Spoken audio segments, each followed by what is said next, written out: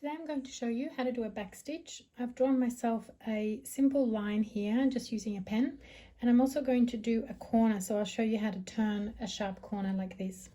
Now if you're right-handed like me, I hold my hoop in my left hand and my needle in my right, obviously. Bring your needle up at the very start of the line and then make a very small running stitch. I do mine, this is about 1/2 centimetre. Not sure what that is in inches, maybe 1/4 of an inch, I would say. And then bring the needle back up as though you're doing a normal running stitch. And what you're aiming for is for your stitches and the next gap after the stitch to be the same size, because that's how you'll get your stitches nice and even. Now the next thing is to put your needle back in to that same hole there. So we're reusing the hole where we put that stitch in. The needle goes in there, comes out on the other side, and notice again that that gap and that gap should be the same. My second one is a little bit smaller, so I'm just going to try and pick up. There we go. So these two gaps should be exactly the same, because this one is going to become our stitch,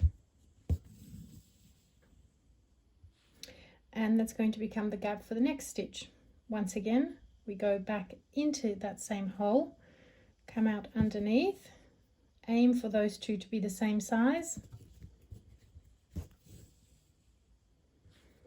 And what you should be getting is a nice even line made up of these little single stitches. I'll just turn it to the side so you can see. So there's our individual stitches, but the line should look solid, so you shouldn't have little gaps in between your stitches.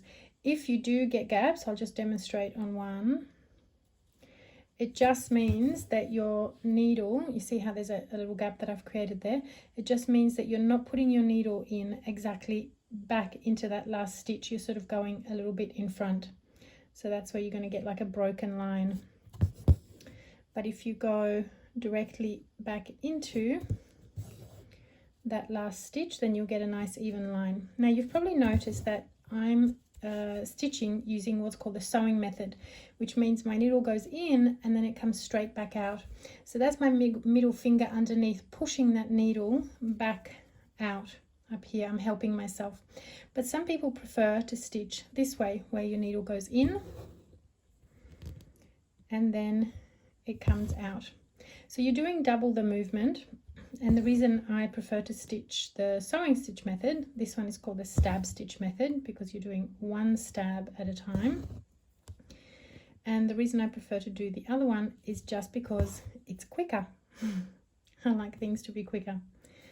So I'm just going to go to the end.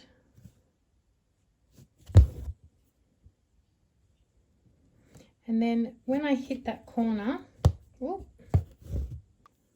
all I'm going to do is put my needle back in here and then bring it out on this line over here, as though I'm starting a new stitch along that line. Bring that out, and then once again just continue like before.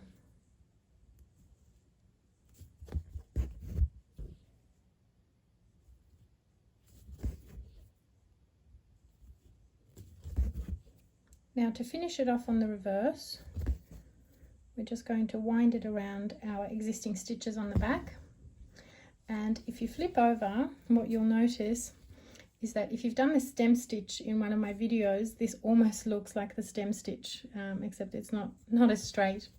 But all we do to finish off is you wind it around under the last stitch, and then again leave a little loop, bring your needle through, and then pull it, and then snip off. There you go, that's the back stitch.